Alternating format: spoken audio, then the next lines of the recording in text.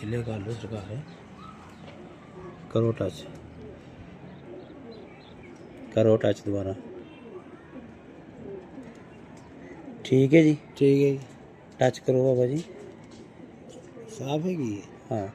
तो यह मादी सी जी हूँ बन्ने इस वास्ते हुए ने अंदर लगियां ने टापां जी कबूतर उत्ते चढ़ जाते हैं ठीक है ठीक है ए पालने ते ए पंजे ने मादी माशाल्लाह प्रमोद है पर है कि अलहमदुलिल्लाह बड़ी उम्मीद है सानू जिस तरह जोड़ा आया ना असी उस तरह ही ला दिता है जी ठीक है बाकी अपनी राय च दसना जोड़ा तुहानू कैसा लगा तो इंशाल्लाह उत्ते चलने आ तुहानू उतले कबूतरां दा भी शौक करवाने ठीक है आयो उत्ते चल